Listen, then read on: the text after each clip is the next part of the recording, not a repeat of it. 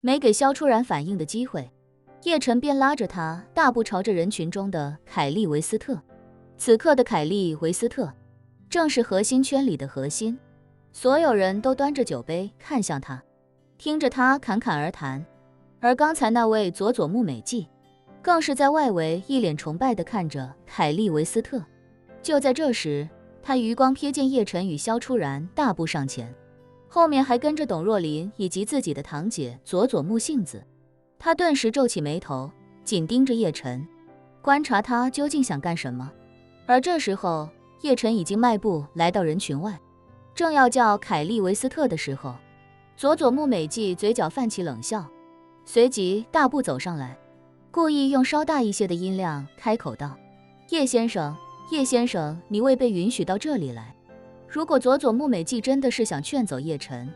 他大可不必这么大的声音，之所以故意提高几分音量，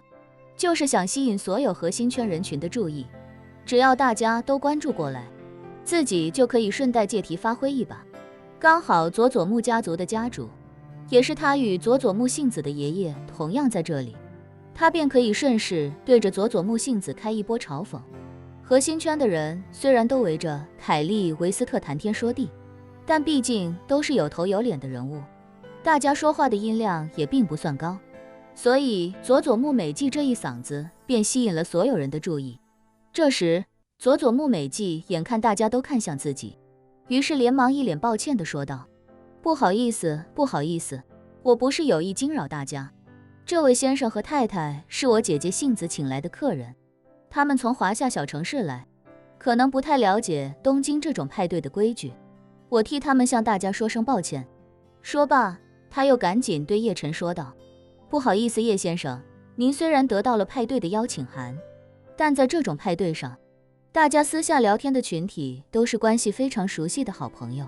陌生人除非有中间人做引荐，否则是不能这么随便找过来的。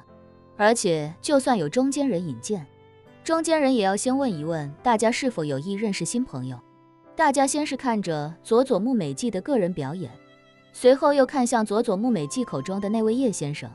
很多人看到叶晨，第一眼也觉得这人看起来虽然谈不上屌丝，但确实也看不出高端大气上档次的底蕴，看起来很像那种硬着头皮踮着脚尖都想往上流社会够一够的中产。毕竟大家都是上流社会的精英，衣着、配饰、发型都十分考究，也有很强的观察经验，搭眼一看对方穿着衣服的面料，就能知道他的西装属于什么档次。腕表、皮鞋、腰带也都是参考的要素。看男性的时候，还会关注对方鬓角处和脖颈处有无细微绒毛，如果有，就证明此人绝对没有专职的造型师每日跟随，否则这样的绒毛一定会被刮得一干二净才是。从这些点来看，叶晨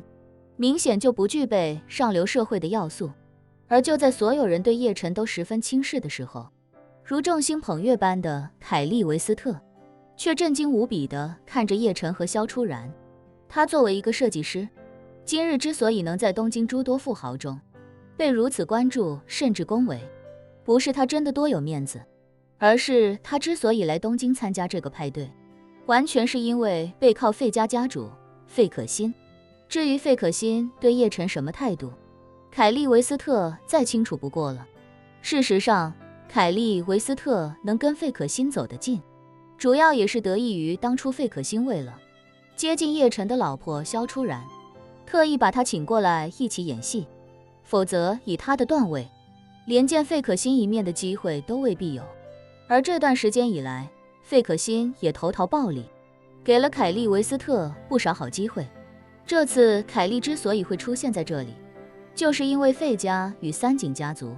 计划共同投资数十亿美元，在东京建立一个超级商业中心。这个超级商业中心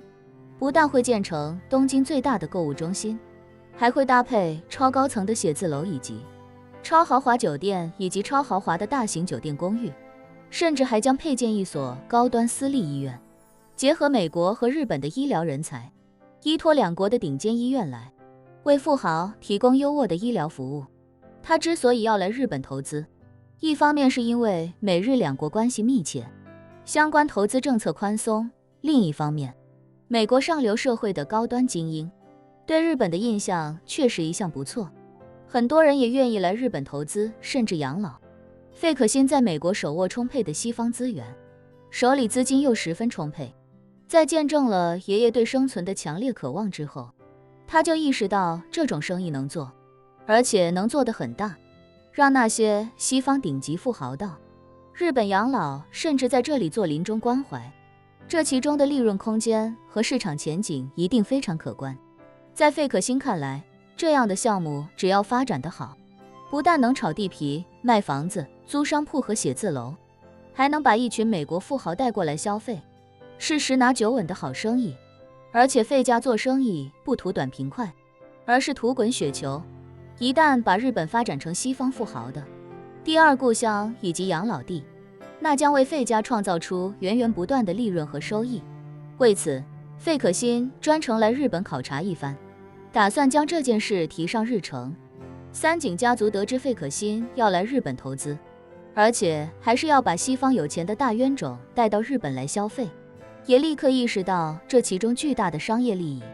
别看他们在日本渗透到了各行各业，但他们缺乏西方的冤种大客户，所以便主动找上费可欣，希望能够与费可欣深入合作。对费可欣来说，三井家族实力雄厚，不但有自己最喜欢的一大块地皮，更重要的是他们在日本各个产业都有涉猎，所以便与三井家族达成了一个合作意向。随后他让凯利·维斯特来日本，为的就是让他来担任这个超级商业综合体的总设计师。对三井家族来说，他们在东京拥有大量产业，也有费可欣最想要的地皮，但是所以跟费家合作可以说是各取所需。三井家族原本是极力想邀请费可欣来参加这次派对的，但费可欣对塔瓦纳斯维特并不是很感兴趣。为了给三井家族留点面子，便让凯利·维斯特代表自己过来参加。因为费可欣现在还没最终拍板要跟三井家族正式合作，所以三井家族现在把她当成姑奶奶一样供着。对凯利·维斯特自然也是极尽谄媚，希望能够讨好她，从而在费可欣那里赢得一些加分项。凯利·维斯特也知道自己能在这里被众星捧月，关键就在费可欣在这个项目上拉了自己一把，本就对费可欣感恩戴德，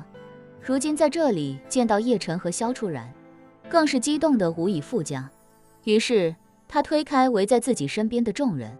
迎向叶晨和萧初然，激动又兴奋。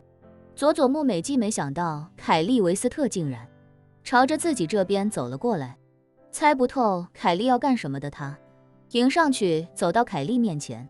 一脸谄媚地说道：实在不好意思，维斯特女士，您千万不要受他们影响，我这就让他们离开。凯利·维斯特自然将他的小心思和小把戏看得明明白白，于是便直接冷着脸对他说道：如果你胆敢让费小姐的两位好朋友离开，那我也只能跟他们一起走了。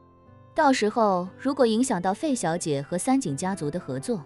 你负全责。此话一出，现场看热闹的人顿时惊骇不已。本以为凯利·维斯特是费可欣的代言人，所以大家对他极尽恭维，没想到竟然又来了两个费可欣的好朋友。佐佐木美纪此时骇然不已地问：您说什么？他们俩竟然是费小姐的好朋友？凯利·维斯特懒得搭理他，直接伸手将他轻轻拨到一边，大步来到叶晨和萧初然的面前，兴奋说道：初然，叶先生，真没想到有幸在这里见到你们。